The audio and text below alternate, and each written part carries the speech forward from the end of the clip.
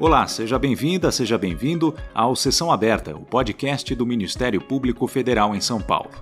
Hoje nós vamos falar sobre a relação entre a Lei de Improbidade Administrativa e a Lei Anticorrupção. Quais são as semelhanças entre elas, se existem conflitos e como eles podem ser superados. O nosso convidado é o Procurador Regional da República, José Roberto Pimenta Oliveira. Ele foi um dos participantes do seminário sobre acordos substitutivos de sanções, realizado no dia 25 de outubro na Faculdade de Direito da USP, com o apoio do MPF em São Paulo. Existem muitos pontos de contato entre a Lei de Improbidade, a 8429 de 92, e a Lei Anticorrupção, a 12846 de 2013. Eu gostaria que o senhor falasse um pouco sobre essas semelhanças e se, na sua avaliação, elas podem gerar algum tipo de conflito que acabe dificultando a aplicação dessas leis. A Lei 8429 de 92, chamada Lei de Improbidade Administrativa, ela responsabiliza agentes públicos e terceiros, pessoas físicas e pessoas jurídicas, pela prática dos atos de improbidade administrativa que estão previstos no artigo 37 da Constituição Federal. A Lei de Improbidade, ela categoriza os atos em atos de enriquecimento ilícito, atos que causam dano ao erário e atos ofensivos aos princípios da administração pública. Pois bem, a Lei 12846, que é a denominada Lei Anticorrupção, é uma lei que também vem igualmente responsabilizar especificamente pessoas jurídicas também pela prática de atos de corrupção, que na Lei 12846 aparecem tipificados no artigo 5º. Então há uma grande similaridade entre elas, São 12 instrumentos legais de punição de atos de corrupção. O direito brasileiro, na esfera civil, a Constituição fala em improbidade, que traz um significado mais amplo do que corrupção, entendida como oferta e recebimento de propina. E nesse sentido, as pessoas jurídicas já estão acolhidas pela Lei de Improbidade Administrativa, desde 1992. E agora surge uma nova lei consagrada especificamente para elas, que é a Lei Anticorrupção. Então há uma grande similitude, porque são ambos instrumentos de enfrentamento da prática de corrupção por entes corporativos. Ambas também têm fundamento constitucional no direito brasileiro. E lembrando que se diz que a Lei Anticorrupção ela vem na esteira da internalização de convenções internacionais contra a corrupção no direito interno, Em especial as convenções de Palermo, as convenções contra a corrupção da OCDE, da ONU e da OEA. Então a similitude está neste ponto. Outra similitude importante para nós, no Ministério Público, é que ambas as leis elas consagram a nossa legitimidade ativa para propor a ação civil pública que elas disciplinam. Ao lado da advocacia pública, o Ministério Público é o ente legitimado para a propositura das ações. E cada uma delas, nelas são previstas as sanções que, em razão dos ilícitos praticados, as empresas estão sujeitas por força de decisão judicial condenatória nessas ações. Então a similitude é esta. Elas integram o que nós costumamos chamar de microsistema de combate à corrupção ou de tutela da probidade administrativa, na ideia de que o direito brasileiro você consegue reunir uma diversidade de legislações em torno do tema e que precisam ser aplicados de forma coerente e de forma sistemática. Então essa é uma outra também importante aproximação entre essas duas leis. Agora, a outra pergunta, se desta similaridade pode advir algum conflito, a resposta é sim, porque a Lei Anticorrupção ela simplesmente, no artigo 30, ela diz que não afasta as sanções pela prática de ato de improbidade administrativa. Então, em um exemplo muito simples, quando eu tenho corrupção por empresa contratada pelo Estado, de agente público, né, de um fiscal do contrato, a empresa ela poderá ser responsabilizada por esta oferta, né, de vantagem devida pela lei anticorrupção e pela lei da improbidade. Então, sendo que a improbidade administrativa é consagrada sobre a ótica da responsabilidade subjetiva e a responsabilidade da LAC é consagrada sobre a ótica da responsabilidade objetiva. Então, pode haver sim conflito, porque numa mesma situação eu vou ter duas legislações se aplicando ao mesmo fato, com sanções severas para a pessoa jurídica, e nós precisamos resolver esse conflito no direito brasileiro, sendo que desde então, desde a promulgação da LAC, não houve nenhum esforço legislativo no plano federal para apaziguar ou eliminar esta possibilidade de conflito. E qual seria, na avaliação do senhor, essa forma de resolver os conflitos entre as duas leis? Se por um lado não existe ainda nenhuma resolução do Legislativo, o senhor acredita que, por exemplo, o Poder Judiciário já venha tomando alguma iniciativa para contornar essas divergências? Em relação ao Judiciário, como a legislação é muito recente, esse tema ainda não foi discutido do ponto de vista da jurisprudência, né? Nem a nível de tribunais regionais federais, né, segunda instância de um modo geral, e nem na terceira instância, no Superior Tribunal de Justiça. Como a lei é muito recente, esse debate jurisprudencial ainda está a vir. Mas no âmbito doutrinário já temos diversos autores que propõem, né, uma visão sobre este problema. Então nós temos uma grande corrente que fala que as leis elas constituem sistemas que são autônomos, e a realidade seria esta mesmo, né? Não se resolve o conflito. Na verdade, vão ser aplicadas as duas legislações concomitantemente. Então, uma empresa poderá ser condenada numa ação com base na lei anticorrupção, e essa mesma empresa poderá ser condenada numa ação com base na lei de improbidade. A única distinção nesse caso seria que na ação decorrente da lei de improbidade, essa condenação ela não poderia ser isolada. Se diz que para a empresa estar no polo passivo da ação, a acusação deve imputar a prática de improbidade por agente público, e a empresa aparece então como ou copartícipe ou como beneficiária do ato de improbidade. Na lei anticorrupção, não há necessidade de se processar pessoa física em conjunto com a pessoa jurídica. Então, essa é a única diferença. Na lei anticorrupção, eu posso processar diretamente e isoladamente a pessoa jurídica. Então, por uma primeira corrente, na verdade, eles ignoram o problema, porque eles consideram sistemas autônomos e aplicam eles concomitantemente. Para a segunda corrente doutrinária, existe sim um conflito e a maioria uma parcela dos autores que percebe o conflito vai dizer que ele deve ser resolvido pelo que nós chamamos de non bis in idem, ou, né, pelo princípio da proporcionalidade.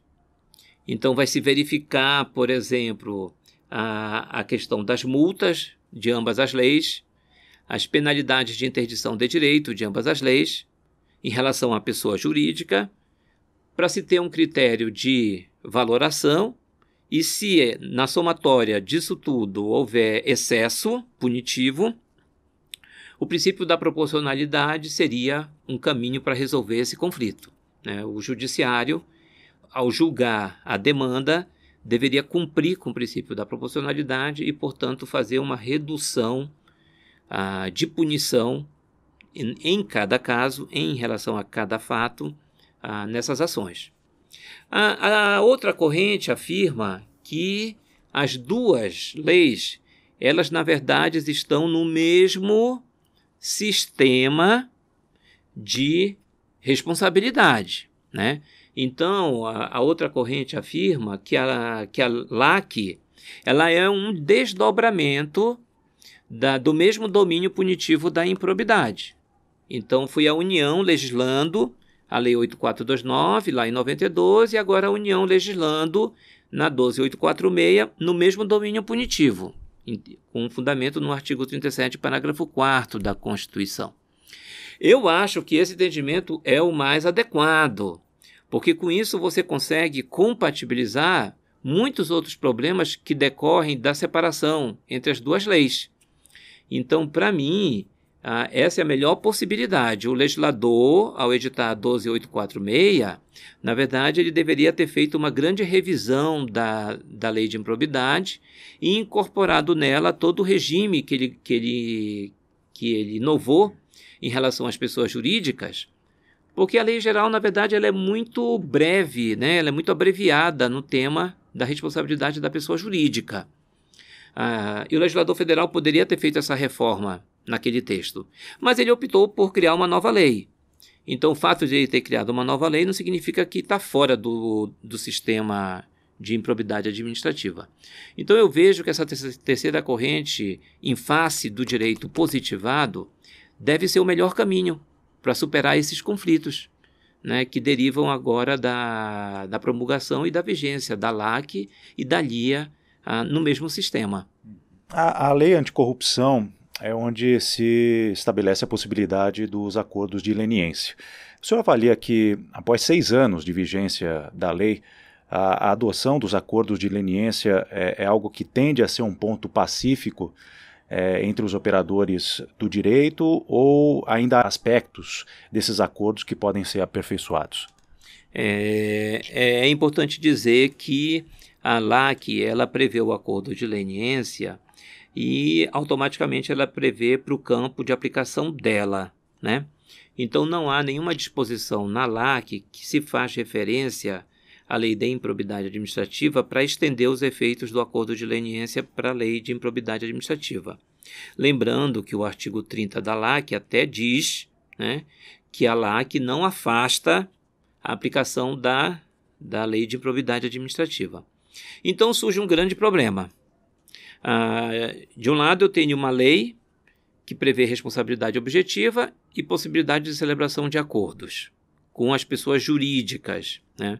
A pessoa jurídica colaborando com o Estado, identificando os autores da corrupção, identificando como a corrupção ocorreu, para se beneficiar nos termos da lei, que lá se prevê, né, uma redução das sanções, tanto de multa, quanto a isenção da publicação extraordinária da decisão condenatória, quanto a proibição de contrair empréstimos. São efeitos importantíssimos do acordo de leniência no âmbito da LAC. Agora, a lei de improbidade ela ainda permanece com a sua redação originária, no artigo 17, parágrafo 1º, que prevê a vedação a qualquer tipo de transação, conciliação ou acordo, né, no campo da ação de improbidade. Então, existe aí uma forte contradição, né? Pois bem, existe uma corrente que diz que, por uma interpretação sistemática, se deve aplicar por analogia o artigo 16 da Lei Anticorrupção no domínio da improbidade, né? Então, a interpretação sistemática, nesse caso, é muito fácil de perceber. Porque se eu quero que o acordo de leniência atenda a sua finalidade, eu tenho que permitir que o benefício também seja estendido ao campo da improbidade, porque a empresa poderia ser processada a partir dos fatos que ela própria delata naquele campo, sendo que no campo da LAC ela estaria isenta de sanções ou com sanções reduzidas. Então, essa é uma primeira posição doutrinária no sentido de aplicar a LAC através de uma analogia de forma favorável aos réus, pessoas jurídicas no campo da lei de improbidade administrativa. Mas isso não é nada pacífico, né? Haverá uma outra corrente que vai bater pé no sentido de que não. A lei geral ainda não foi alterada, a 8429, e enquanto ela não for alterada, não vigora possibilidade de acordo. É princípio da legalidade, o Estado tem a atribuição de punir e, portanto, não se deve aceitar o acordo.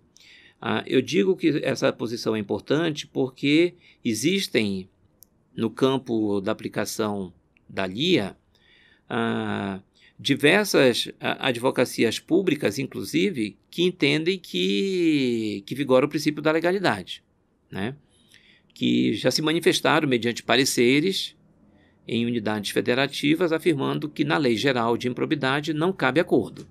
A outra posição, ainda, né, uma terceira, vai afirmar de que a possibilidade do acordo ela é cabível por uma interpretação sistemática também, e porque, neste caso, o artigo 16, ele é um artigo 16 que trata do acordo de leniência no âmbito do próprio domínio da improbidade, porque é lá que está no campo da improbidade. Então, quando eu considero que a lei de anticorrupção, ela na verdade, o que é que ela faz? Ela tutela a probidade administrativa apenas no que diz respeito à pessoa jurídica, isso facilita a compreensão de que o acordo de leniência se aplica à improbidade. E se aplica por uma aplicação direta, não precisa nem de analogia, é o artigo 16 mesmo que vai ser aplicado. É certo que ele não disse lá como é que eu vou reduzir ou isentar as sanções da lei de improbidade, ele não falou, né? Isso ficou para o campo de aplicação da lei, né? Poderia ter falado, mas não falou. Então, aí também vai haver uma discussão sobre uma questão de proporcionalidade. Então, eu vou aplicar o acordo de leniência na improbidade, vou ter que observar uma proporcionalidade para fazer um critério objetivo de redução ou de isenção de sanções, mas, considerando o domínio punitivo da improbidade administrativa, eu teria como aplicar o acordo de leniência lá.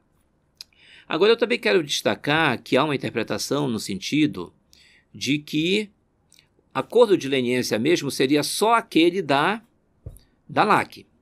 Há uma posição que diz que nós não podemos denominar acordo de leniência acordos celebrados pelo Ministério Público, seja o federal, seja o estadual, e sejam acordos celebrados por qualquer dos entes legitimados na lei de improbidade administrativa, né? Existe essa posição dizendo que acordo de leniência é um instituto só da LAC e só se aplica no domínio da LAC, né? Eu acho que aí é uma posição nominalista, é uma posição que peca, muito arraigada em relação ao formalismo legal, e eu não vejo motivo para diferenciar as categorias. Se o acordo visa oferecer benefícios aos réus, no caso pessoa jurídica, em troca de informações que vão potencializar as investigações e expandir a capacidade de punição do Estado, e, portanto, de dissuasão de práticas de improbidade, então nós estamos em face do mesmo instituto. Na verdade, é um acordo de leniência, né? Cuja rotulagem vem da lei antitruste e que não há nenhum problema de que seja mantido, como foi na LAC, e que seja mantido como categoria jurídica no domínio da Lei Geral de Improbidade. Então, para mim, o acordo de leniência ele pode ser, sim, celebrado no domínio da 8429, com fundamento no artigo 16 da LAC, e vai caber ao Ministério Público ou ao Judiciário, se a ação tiver sido proposta, a averiguar a proporcionalidade entre os benefícios que está sendo concedido aos réus e o proveito que se tem em termos de interesse público por parte daquele que celebra o acordo. Queria ouvi-lo também sobre os programas de integridade, o chamado compliance. Como é que o senhor analisa que esse tema se encaixa no diálogo entre a lei de improbidade e a lei anticorrupção? Se a LAC estabelece em um artigo quais são os fatores de dosimetria das sanções, Em primeiro lugar, é importante ver que esse artigo também se projeta agora na lei de improbidade. Então, hoje, em rigor, quando se aplica as sanções em uma pessoa jurídica com base na lei de improbidade, o juiz deveria sopesar os fatores previstos no artigo 7º da LAC. E dentre esses fatores, os programas de integridade estão lá, como ônus da pessoa jurídica, com a possibilidade de redução das sanções, né, um atenuante, uma circunstância atenuante das sanções, e que as pessoas jurídicas, portanto, devem provar junto ao poder público a efetividade do programa de integridade, o denominado compliance, para que tenha, então, o bônus dessa redução. Eu queria chamar a atenção para este ponto, porque eu acredito que essa mesma situação agora também nós temos no domínio da Lei 8429. E as pessoas jurídicas também podem pleitear redução de sanções na mesma situação, na idêntica situação que está positivada na LAC. Então, tudo isso para mostrar que não há como separar a Lei de Improbidade Administrativa da LAC. A Lei de Improbidade e a LAC estão no mesmo campo punitivo, né? Idêntico campo punitivo. Óbvio que a LAC, por ela ser posterior, ela vai revogar alguns dispositivos da LIA em relação à matéria que ela tratou. E aí, então, também aí nós temos aí um grande campo de discussão para verificar o que foi e o que não foi revogado, né? Mas nós podemos, assim, facilmente ver que a responsabilidade objetiva agora prevalece. Então, acabou a responsabilidade subjetiva de pessoa jurídica da lei geral. As sanções contra pessoas jurídicas, hoje, elas estão na LAC. Então, percebendo as sanções previstas na LIA, né, multa civil ela foi revogada pela atual multa, a proibição de contratar também foi revogada pela atual proibição, que tem um escopo similar ou maior que a anterior. Os perdimentos de bens também está na LAC, também revoga a feição que ele tinha na lei de improbidade. Então, houve uma revogação muito clara, né? Hoje se aplicam as sanções que foram concebidas pela LAC. Também é importante perceber que o critério de responsabilização em que o ato da improbidade ele é praticado em proveito da pessoa jurídica, em benefício da pessoa jurídica, que está na LAC, ele também vale para a lei de improbidade. Isto por quê? Porque é uma decisão do legislador, né? Nós tivemos toda essa discussão no âmbito da lei geral e hoje essa decisão está superada por uma decisão legislativa que adota o critério da imputação objetiva. Então eu queria fazer esse fecho no sentido de que tenhamos em vista essa similitude, né? Similitude entre a LIA e a LAC, para que possamos resolver bem os conflitos que são colocados por essas duas legislações no campo do direito e para que possamos todos melhor exercer as nossas funções em prol da tutela da probidade, que, como mostra a nossa conjuntura, ela é uma pauta hoje essencial para a nossa democracia e para o nosso Estado democrático de direito. Essa foi a nossa conversa com o Procurador Regional da República, José Roberto Pimenta Oliveira, um dos participantes do seminário sobre acordos substitutivos de sanções, promovido no dia 25 de outubro na Faculdade de Direito da USP. Espero que você tenha gostado dessa edição do Sessão Aberta, um podcast produzido pela Assessoria de Comunicação da Procuradoria da República em São Paulo. Muito obrigado pela sua companhia e até a próxima edição.